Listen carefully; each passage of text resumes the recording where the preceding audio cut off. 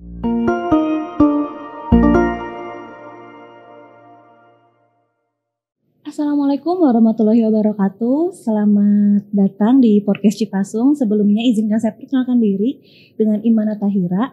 Dan pada episode perdana kali ini kita akan berbincang secara langsung bersama salah seorang sastrawan yang asli dan lahir di Cipasung nih kita.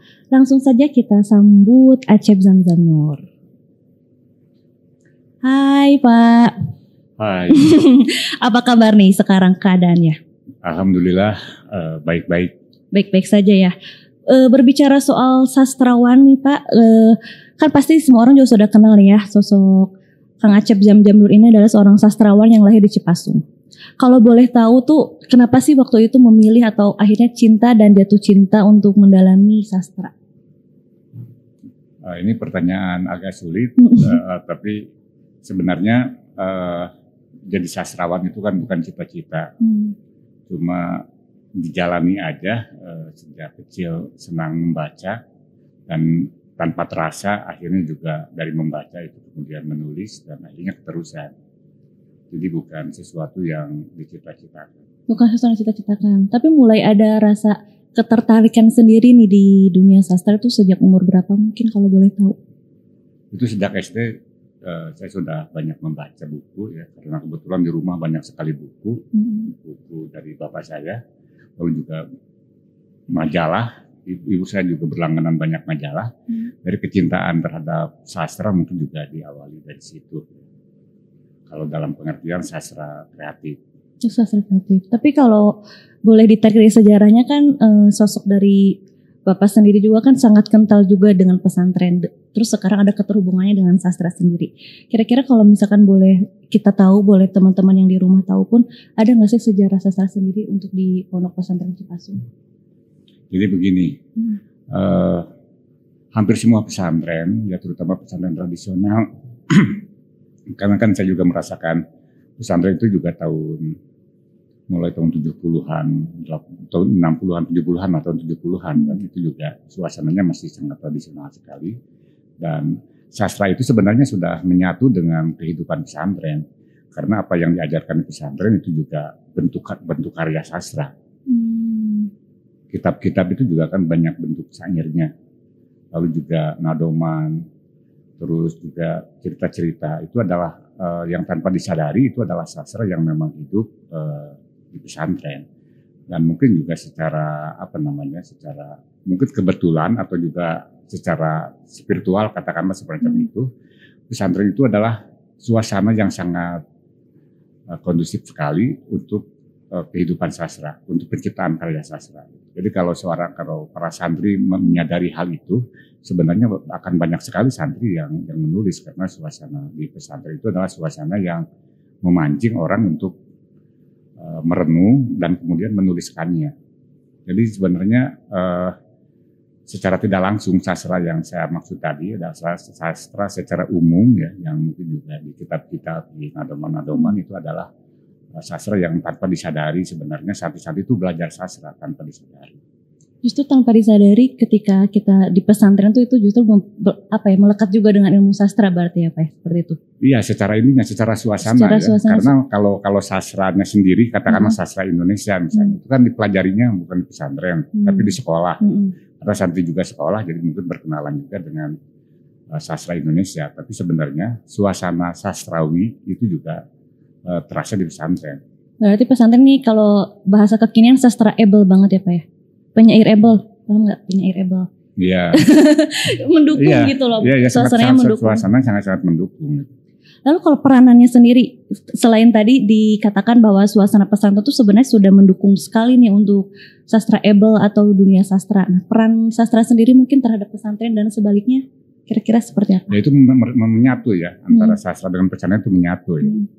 Ya, ada yang memang diformalkan dengan ada pengajaran khusus sastra misalnya, atau juga ada sanggar sastra. Ada juga yang justru tumbuh secara alamiah, secara organik ya, jadi tanpa diformalkan. Dan saya pikir juga di Cipasung ini juga itu tidak diformalkan, tapi secara alamiah juga ada sejumlah santri yang tertarik dengan sastra dan kemudian juga mereka menulis gitu. Berarti tidak yang harus diformalkan kan? Ada juga banyak pesantren Ada. yang semacam di Jawa Timur, terutama di Madura ya, itu diformalkan. Karena di Madura misalnya di Anukoyah atau di Al-Amin itu ada sanggar sastra yang memang Mewadahi santri. bagian dari lembaga pesantren mewadahi, dan itu juga tidak heran banyak sekali lahir sastrawan-sastrawan dari Anukoyah misalnya, Iya betul. atau juga dari Al-Amin. Karena memang secara formal ada sanggarnya. Kalau di Madura itu sendiri ya. Iya. Kalau sastra dan jika dikatakan sastra dan pesantren saling berhubungan kan tadi bisa dikatakan karena dari suasana juga, dari ilmu-ilmu yang dipelajari juga kayak nadoman, kitab itu juga sebenarnya kan bisa dikatakan sebuah karya sastra juga ya Pak ya. Tapi kalau misalkan mereka saling berhubungan, bagaimana mereka saling berhubungan dalam budaya khususnya pendidikan? Kan pesantren menjadi sebuah instansi pendidikan. Nah, berkesinambungannya antara kedua studi ilmu itu dalam pendidikan Islam di Indonesia itu gimana? Jadi pesantren itu kan unik ya, itu sebuah lembaga pendidikan tradisional yang mungkin juga terinspirasi bukan dari dunia Islam, tapi dunia Jawa atau dunia Nusantara ini, di mana agama-agama sebelumnya, agama Hindu atau agama Buddha itu juga mempunyai semacam tradisi yang seperti pesantren. Dan namanya juga santren itu juga dari sana kan, dari pewarisan budaya itu. Jadi bukan dari Arab. Kalau dari Arab mungkin madrasah ya atau apa. Jadi ini pesantren itu nyantrik kalau bahasa Jawanya itu. Nyantrik. Ya itu peninggalan khas Nusantara. Nah, ketika Islam masuk ke Sunda misalnya, nah ini banyak ulama-ulama Sunda yang juga sastrawan. Mereka menulis tembang-tembang itu juga untuk diajarkan awal-awal pada anak-anak itu. Jadi memperkenalkan agama Islam itu juga tidak dengan doktrin, tidak dengan semacam itulah, tapi juga dengan berkesenian, dengan tembang, dengan bernyanyi, dengan nado, dan syair-syairnya itu juga kemudian dari masjid ke masjid, dari pesantren-pesantren akhirnya ini beredar, dan itu dihafal oleh anak-anak, sehingga anak-anak ketika beragama itu juga dengan bergembira semacam itu. Nah itu juga salah satu warisan yang dari orang-orang tua kita dulu, bagaimana pesantren itu juga dengan budaya itu adalah sangat kental sekali, karena memang konsep pesantren sendiri adalah menggali dari kebudayaan. Jadi semacam itu. Kayak di Sunda itu kan ada pupujian ya, itu kemudian sama ada sastrawan Sunda misalnya Ayi Prosidi itu dikumpulkan pujian-pujian yang beredar di Tatara Sunda itu, dan ternyata ini sudah cukup lama gitu. Ada yang ditulis oleh pengarangnya, namanya ada pengarangnya, ada juga yang tidak ada pengarangnya, tapi bahwa syair-syair itu kemudian beredar dari pesantren ke pesantren, dari madrasah ke madrasah, dan kemudian juga menginspirasi pesantren-pesantren tertentu juga untuk membuat syair-syair khusus tentang itu ya, tentang pengenalan terhadap agama Islam terhadap anak-anak itu. Jadi bisa dikatakan seperti sebagai metode juga ya Pak ya, metode pelajaran, metode pengenalan Islam. Bahkan kan zaman dulu juga kan bisa dikatakan udah ada dengan metode secara sastra gitu, secara seni. Iya, karena kan mungkin juga Islam masuk Nusantara ini juga itu kan lewat akulturasi, ya, lewat kebudayaan. Jadi bukan penaklukan, bukan penjajahan, tapi bagaimana mereka itu adalah para pedagang, dan bukan dari Arab yang awalnya, tapi itu juga dari Persia, dari Cina, itu yang kemudian datang ke Indonesia lalu menyebarkan agama Islam, sehingga Wali Songo juga kan itu banyak yang keturunan Cina. Nah itu dengan metode semacam itu yang dilakukan oleh Wali Songo, dan kemudian juga ulama-ulama di Sunda, di Jawa itu juga melakukan hal yang sama, bagaimana metode kebudayaan ini dipakai untuk memperkenalkan agama itu ke santri-santri, terutama santri-santri yang muda. Tapi apakah sastra bisa menjadi wadah untuk meresapi nilai-nilai agama dan budaya di pesantren nggak kira-kira? Nah itu kan Misalnya di pesantren juga diajarkan tasawuf ya. Ya tasawuf itu sangat kental sekali dengan sastra, bahkan inti dari sastra itu sebenarnya juga tasawuf. Sehingga orang-orang yang menulis puisi, orang-orang yang dia bertanya tentang kehidupan, dari mana, mau kemana, dan sedang di mana, itu juga kan berawal dari pertanyaan-pertanyaan tasawuf tersebut. Nah ini kaitannya dengan kreativitas itu juga sangat dekat sekali. Memang tidak semua santri kemudian menulis puisi semua, kan tidak semua. Tapi bahwa puisi ini juga penting dibaca, sastra ini penting dibaca oleh berbagai kalangan termasuk santri. Karena santri yang paham sastra atau yang berapresiasi terhadap sastra itu juga mempunyai nilai lebih dibanding yang tidak. Tadi kan Bapak sempat membahas juga bahwasannya meskipun si sastra dan pesantren ini saling ada keterhubungannya, tapi tidak semua memformalkan gitu kan, tidak semua memformalkan. Nah, jadi apa sih sebenarnya tantangan dari pesantren sendiri untuk bisa memberikan nilai-nilai kesastraan gitu di pesantren? Enggak, gini juga itu kan tergantung siapa pemimpinnya. Siapa pemimpinnya ini saya pernah menulis soal ini dan itu juga sangat tergantung terhadap kiainya. Kenapa di Madura itu diformalkan? Ya karena kiainya sangat tertarik dengan sastra, kemudian mewadahi. Tapi ada juga yang tidak melarang, tapi juga tidak mendorong gitu. Nah, yang pesantren jenis ini ya itu kreativitas para santri lah yang kemudian bergerak sendiri. Gitu. Mungkin muncul sanggar-sanggar semacam itu yang baik formal atau tidak formal, itu juga ada ya. Yang tidak formal tapi kemudian mereka juga berproses sehingga apresiasi terhadap sastra itu juga berjalan. Kalau menurut Bapak sendiri di pesantren Cipasung sendiri seperti apa bentuk apresiasi terhadap sastranya? Di Cipasung ini tidak dilarang tapi juga tidak diwajibkan, jadi lebih dibebaskan saja. Tapi bahwa ada suasana sebenarnya yang bisa mendorong ke arah sana. Terus apakah pesantren ini tuh bisa menjembatani antara tradisi sastra Islam dengan sastra lokal? Khususnya mungkin kalau di Cipasung kan karena dari Jawa Barat sastra Sundanya gitu. Bisa jadi jembatan kayak gitu? Ya justru itu pesantren ini salah satu yang kemudian menjadi sangat penting sekali dalam kehidupan sastra daerah, terutama sastra Sunda, katakanlah sastra Sunda. Bahkan bahasa Sunda ini menurut saya itu tidak akan punah selama ada pesantren. Ya pertama karena kitab-kitab kuning itu diterjemahkan ke dalam bahasa Sunda. Pengantar pengajian juga dalam bahasa Sunda. Nah itu juga salah satu bentuk yang sumbangan pesantren yang sangat besar terhadap bahasa daerah. Karena kan sekarang nih khawatir ya di Nusantara ini khawatir bahwa bahasa daerah akan hilang, bahasa daerah akan punah.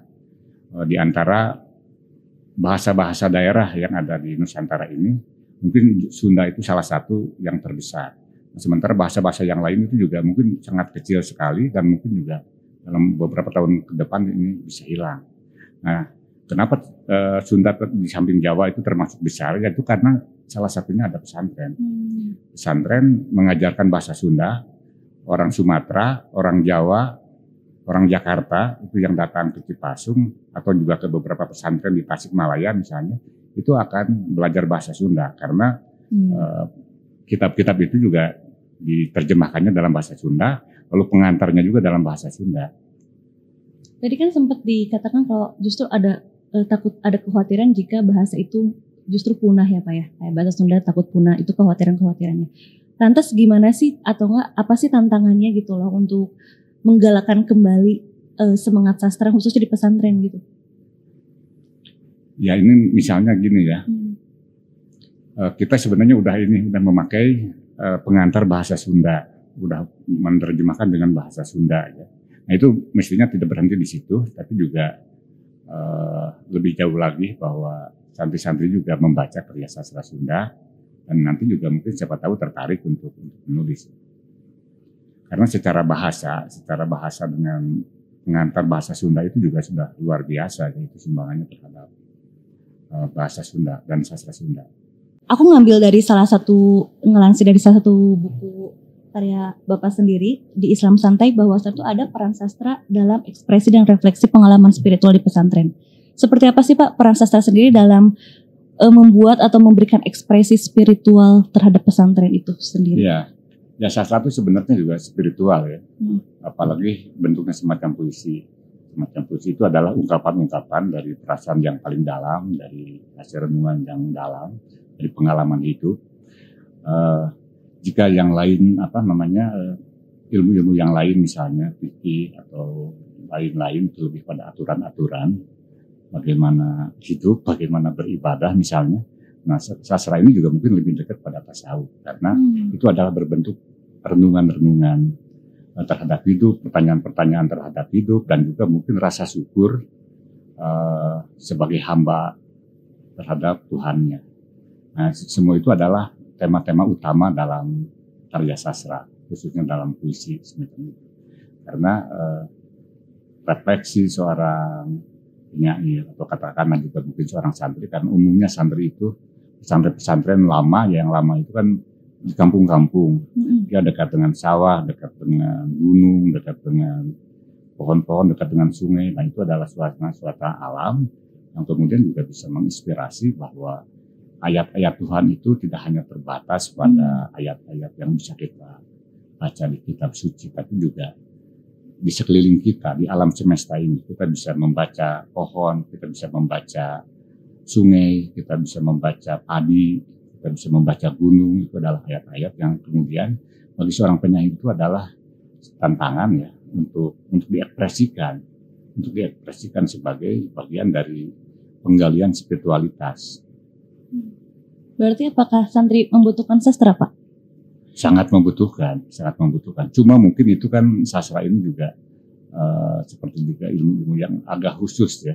Itu mungkin tidak semua orang bisa melakukannya. Jadi orang-orang terpilih sebenarnya yang yang bisa tersedot ke dalam dunia sastra itu. Sastra bisa diperkenalkan kepada semua orang, bisa diapresiasi oleh semua orang, tapi mungkin hanya orang-orang tertentu yang kemudian akan tersedot secara serius ke dalamnya. Nah, kira-kira ada nggak sih cara untuk kita akhirnya memberikan literasi dan kecintaan terhadap sastra khususnya di kalangan para santri gitu? Ya itu kan kata saya tadi ya, sastra ini sangat penting sekali bagi kehidupan. Jadi kalau seorang santri berapresiasi terhadap sastra itu mempunyai nilai lebih dibanding santri yang tidak. Begitu juga ketika dia bekerja sebagai guru atau sebagai pengusaha atau sebagai katakanlah politisi, anggota DPR, itu akan punya nilai lebih kalau dia mempunyai apresiasi terhadap sastra dibanding yang tidak. Nah di situ sebenarnya, jadi bukan hanya santri tapi seluruh umat manusia sebenarnya membutuhkan sastra. Jadi kalau misal bisa dikatakan ya Pak, antara keterhubungan antara pesantren dan sastra berarti diibaratkan seperti jika pesantren itu adalah badan seseorang, berarti sastra itu jiwanya ya?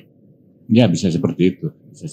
Dan mungkin tidak semua insan atau tidak semua manusia memiliki jiwa sastranya gitu kan? Berarti. Iya, karena ilmu-ilmu pesantren itu, ilmu-ilmu agama juga itu akan lebih khusyuk, akan lebih intens, yaitu tidak berapresiasi terhadap sastra. Jadi rasa peka terhadap sekitar itu mungkin lebih terasa gitu ya kalau kita berapresiasi terhadap sastra, karena itu bagian dari jiwa, dari tubuh, keseluruhan di tubuh manusia gitu mungkin ya. Betul. Oke, mungkin ini harapan dari Bapak sendiri nih yang sudah lahir dan tinggal lama di komplek pesantren Cipasung khususnya. Ada nggak sih Pak harapan dari Bapak sendiri terhadap sastra di pesantren Cipasung? Ya, harapannya bahwa sastra di pesantren Cipasung itu bisa lebih diapresiasi ya oleh para santri, juga oleh para ustadz-ustadznya, juga kiai-kiainya, karena ini juga mungkin akan menjadi nilai lebih seandainya mereka yang terlibat dalam lembaga ini juga berapresiasi terhadap sastra. Karena Cipasung ini unik ya. Di satu sisi itu melakukan pengajian secara tradisional, sama dengan pesantren-pesantren tradisional yang lain, tapi juga ada sekolah umumnya, sehingga ada perpaduan antara tradisi dan modern. Nah, tradisi ini itu adalah bagian dari spiritualnya, bagian dari sastra. Jadi kalau tradisi ini dipertahankan, itu juga mungkin sastranya juga masih akan terus hidup. Karena banyak sekali sekarang pesantren-pesantren, namanya pesantren, tapi sebenarnya lebih mirip full day. Jadi di asrama makan, kemudian makan bareng, Kegiatan penuh segala macam, tapi mungkin juga tidak ada sistem pengajian yang secara tradisional. Hanya ada pelajaran agama gitu juga yang kitab kuning. Jadi ketika masih ada kitab kuning, yaitu sastra masih ada gitu. Masih bisa berpotensi ya untuk ada sastranya.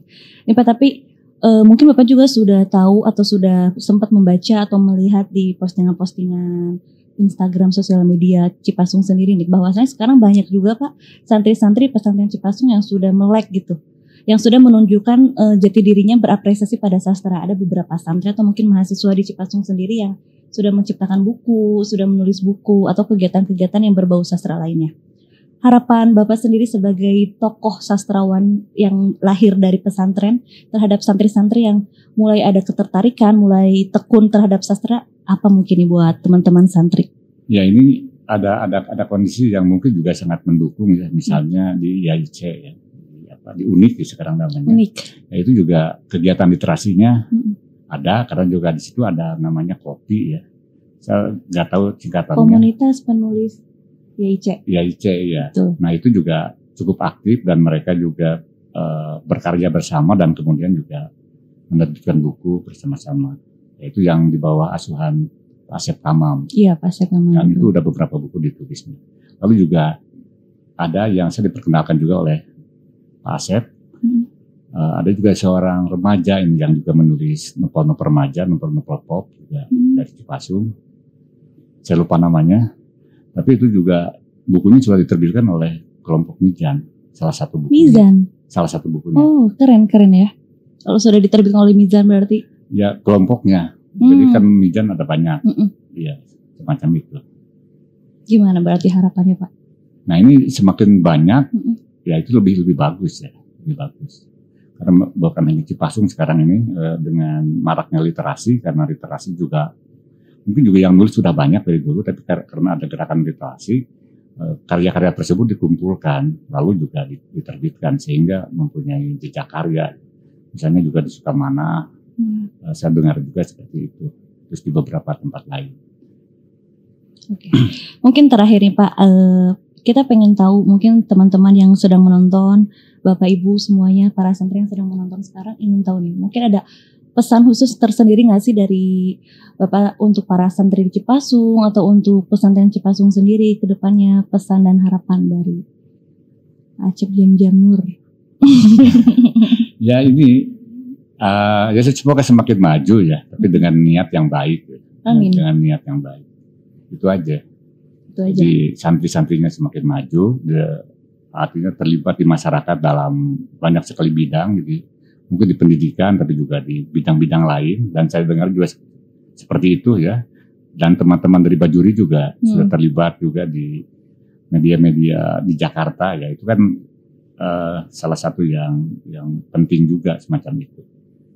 Sekarang lebih ke di Cipasung juga sudah mulai membuktikan gitu ya Pak ya, kalau bahwa santri itu enggak yang melulu gitu-gitu aja gitu loh. Ya, karena ada perpaduan tadi itu. Jadi dua-duanya perlu dipertahankan, yang tradisinya perlu dipertahankan karena itu juga adalah ruh. Sementara yang modern ini juga karena perkembangan zaman juga itu harus diikuti juga. Betul. Justru dan kalau bisa jika itu positif bisa kita aplikasikan sendiri gitu di pesantren ya. Seperti salah satunya podcast Cipasung ini. Terima kasih Bapak atas waktunya, atas sharing-sharing ilmunya, pengalamannya, juga mungkin motivasi-motivasi bagi teman-teman santri dan mungkin ibu bapak sekalian terhadap sastra dan pesantren seperti itu. Baik teman-teman semuanya, bapak ibu sekalian, terima kasih sudah menonton episode perdana nih dari podcast Cipasung. Terima kasih juga kepada Bapak Acep Jam-Jam Nur sudah ikut terlibat gitu dalam proses kreatif teman-teman kita di pesantren Cipasung, khususnya di podcast Cipasung ini. Semoga ilmu atau obrolan kita pada episode perdana ini bisa bermanfaat dan bisa berdampak baik ya untuk para penonton di rumah ini. Saya Imana Tahira pamit undur diri dan jangan lupa untuk Bapak Ibu, teman-teman santri dan para alumni untuk terus mensubscribe Cipasung TV. Lalu jangan lupa juga follow Instagramnya di PP Cipasung dan juga medianya di Instagram Bajuri. Terima kasih atas waktunya. Dadah. Assalamualaikum warahmatullahi wabarakatuh.